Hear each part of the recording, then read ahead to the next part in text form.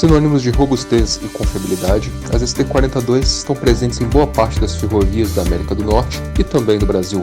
Olá, eu sou o Bruno, este é o E-Trem, e hoje vamos conhecer a história desse importante ícone das ferrovias mundiais, as SD-42. Todos a bordo!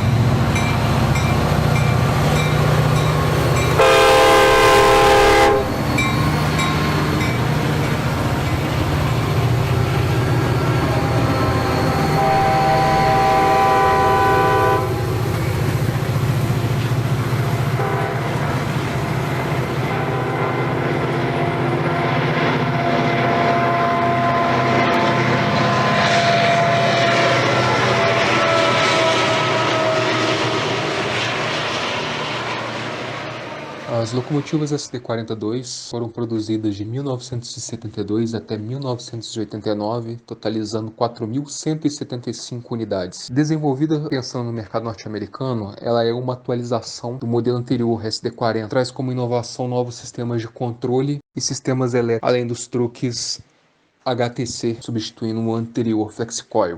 Elas possuem 3.300 HP de potência, dos quais 3.000 disponíveis para tração e rodagem CC, com 2 truques de 3 eixos.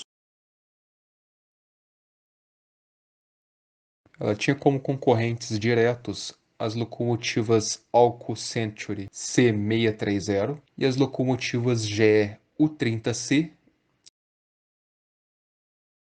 e sua sucessora GE C37.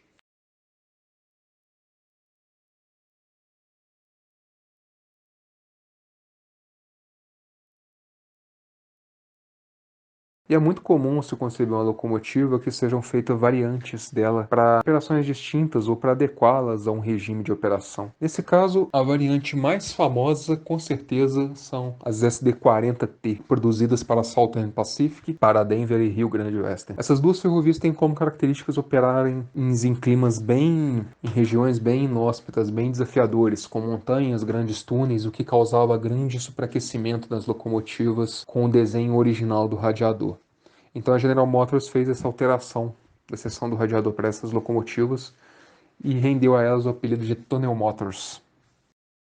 Uma variação interessante, mas essa não recebeu nomenclatura oficial da General Motors, são as versões Snoot, com o nariz um pouco mais longo, eliminando a tradicional varanda na frente da locomotiva. Foram fornecidas para a Ferrovia Santa Fé nos Estados Unidos e para a Union Pacific.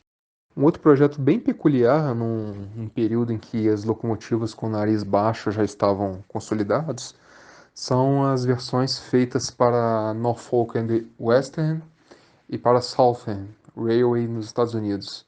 Essas unidades elas vieram com capuz alto, com high hood. Outra variante interessante são as SD-42W, fornecidas pela GMD para a Canadian National Railway. Essas locomotivas foram dotadas da cabine wide, também conhecidas na época como Canadian Safety Cab. A Canadian Pacific também tem uma versão diferente das SD-42. Essa é denominada SD-42F, que assim como a Alco FA1, as F-Units nos Estados Unidos, ela possui a capota do motor larga, além da cabine wide. Se estamos tendo sucesso para cargas, por que não uma versão para passageiros? E foi isso que a General Motors fez. Ela desenvolveu o SDP-40F para Amtrak nos Estados Unidos. Essa locomotiva, além do corpo fechado, ela detém alguns equipamentos para fornecer eletricidade e aquecimento para os carros de passageiros. Outra variante peculiar, e dessa vez é para fora das Américas, são as SDL-42. Essas locomotivas foram feitas para operação no deserto, na Mauritânia, e possuem esses filtros enormes para evitar o acúmulo de areia. Para a gente falar das SD42 no Brasil, nós precisamos falar da experiência anterior da rede ferroviária com as SD40M. As primeiras quatro e únicas unidades vieram junto ao lote das SD38M nos anos 60. Externamente elas são praticamente iguais. Elas usam o estrado da SD35, que é um pouco mais curto, e por restrições de gabarito as escadas são retas. A diferença sutil entre elas está no som. O motor turboalimentado da GM de 2 tempos é bem diferente do aspirado das SD38M. E esteticamente falando, você nota pelos 3 ventiladores no compartimento do radiador. Nos anos 70, a Rede Ferroviária Federal estava precisando de mais locomotivas para o novo projeto de Águas Claras. E além de precisar de mais locomotivas, ela precisava de locomotivas também mais potentes. Pedido para a Macosa, na Espanha, sob licença da General Motors, a produção de 36 locomotivas. Essas 36 seriam a primeira parte de uma encomenda total de 70, depois viriam outras que seriam nacionalizadas no Brasil, produzidas pela Vilares, porém por dificuldades financeiras, de 40 produzidas pela Vilares não foram feitas. Operaram na rede ferroviária federal, puxando todo tipo de carga, dos trens de carga geral, minério, até mesmo passageiros, inclusive saindo em publicidade oficial da rede ferroviária tracionando o Veracruz. E quando houve a privatização, as unidades foram passadas para a concessionária MRS Logística. As SD42 da Estrada de Ferro Carajás foram as últimas em produção comercial no mundo, produzidas em 89 para o projeto de mineração Carajás, no Pará, e se encontram em operação em trens de minério, a função para a qual elas foram designadas, trens de passageiro. Com as concessões, a primeira concessionária a trazer locomotivas usadas, reformadas dos Estados Unidos, foi a própria MRS Logística. No caso, a MRS trouxe uma versão modernizada, denominada SD43. Essas locomotivas pertenceram a várias ferrovias nos Estados Unidos, algumas são oriundas de SD40 e outras vieram das SD45, que tem um corpo, inclusive, tradicional com a sua seção do radiador em Y. A Ferrovia Centro-Atlântica precisando de ampliar o seu parque de tração e já não tendo mais as locomotivas C30, C36 ou B30 e B36 em oferta nos Estados Unidos para comprar, ela decide trazer as SD40. E com as restrições de peso e gabarito da Ferrovia Centro-Atlântica, ela teve que promover uma série de modificações que vai além da adoção dos truques BB, também a necessidade do rebaixamento da seção do radiador das SD40-2. Nas SD40T não é necessário esse rebaixamento. Na LL, as locomotivas chegam em 2008, um lote bem heterogêneo de locomotivas vindas da América do Norte, com unidades oriundas da Canadian Pacific, produzidas pela GMD no Canadá, e unidades SD40T2 no lote também, oriundas da Southern Pacific e da Denver and Rio Grande Western. Destacam-se também as duas unidades da Brado, a 9551 e 9552. Meados de 2012 vieram as últimas unidades usadas dos Estados Unidos. As unidades que foram transformadas em BB40 pela Progress Rail para a VLI, para a operação da Ferrovia Centro-Atlântica, e as unidades que a própria Progress reformou para o serviço de leasing.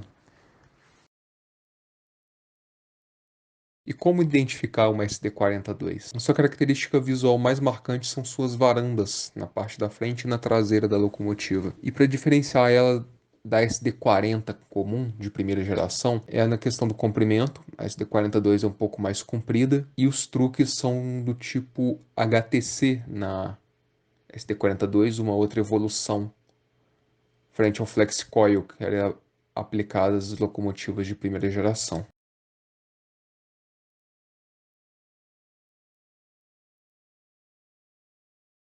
O maior comprador de SD-42 no mundo foi a Burlington Northern, nos Estados Unidos. Só essa operadora tinha no seu parque de tração mais de 800 locomotivas do tipo. E a da Burlington também algumas peculiaridades, como as unidades B em operação nessa ferrovia.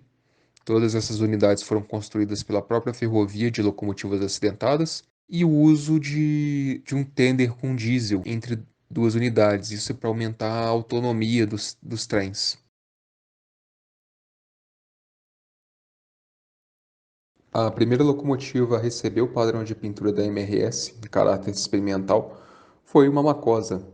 A locomotiva de número 5216 estava em reforma, recebendo o segundo padrão de pintura da rede quando houve a privatização e não chegou a circular com o segundo padrão. Aproveitando desse fato, a MRS executou a primeira pintura de forma experimental nessa mesma locomotiva. Aqui nessas fotos vocês podem ver que o tom de azul é um pouco mais claro do que foi aprovado posteriormente e os limpa-trilhos eles são em preto e amarelo, não em azul e amarelo como os atuais. A primeira SD40 da ALL também foi uma Macosa. A locomotiva de número 9449 era a 5238 da Rede Ferroviária Federal e posteriormente MRS Logística. A ALL efetuou a troca da locomotiva por uma C30 australiana de número 9381 para poder testar o comportamento da locomotiva, se ela se adequaria nas suas linhas. Sobre as máquinas trazidas usadas dos Estados Unidos, as de número 9465 e 9466 trazem uma particularidade. Elas são originalmente SD-40, construídas para a ferrovia Southern Pacific nos Estados Unidos, que foram modernizadas, recebendo a designação R na própria ferrovia, SD-40R. Elas vieram para o Brasil com truques FlexiCoil e por alguma dificuldade de adaptação ou algum problema com os truques, elas foram adaptadas aqui no Brasil com truques de C30. No filme Incontrolável de 2010, a locomotiva de número 1206, conduzida por Chris Pine e Denzel Washington, é uma SD-42. Além dessa locomotiva, outras 3 unidades participaram do filme. 2 com o mesmo esquema de pintura e a numeração 206, e outras 2 no padrão cinza.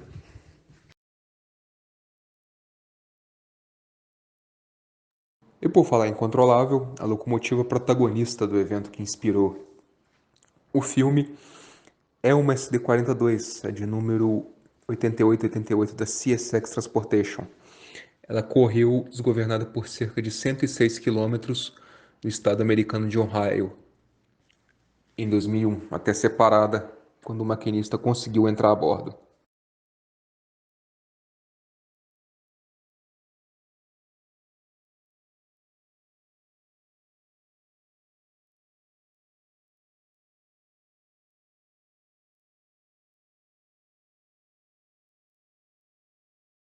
Em 2022 faz 50 anos que a SD-42 foi lançada, e a prova da versatilidade e robustez do seu projeto é que até hoje ela é muito fácil de ser encontrada em circulação. Nos Estados Unidos você pode vê-la desde as ferrovias principais, os maiores transportadores, passando pelas regionais até os operadores de leasing. No Brasil, a maior parte das Macosas que foram arrendadas para a MRS Logística foram aposentadas. Algumas unidades estão trabalhando na Transnordestina, ou no Porto de Itaqui, no Maranhão, ou na construção da nova Transnordestina. Na Rumo, algumas unidades ainda estão em operação, oriundas da LL, sendo aposentadas aos poucos por conta das novas locomotivas mais modernas e eficientes, assim como na VLI também, elas estão sendo aposentadas aos poucos. Em todo mundo é possível encontrar alguns exemplares em operação, portados de segunda mão dos Estados Unidos. Algumas unidades mantiveram suas características originais, outras foram totalmente refeitas para atender restrições operacionais ou de gabarito dos países que as receberam.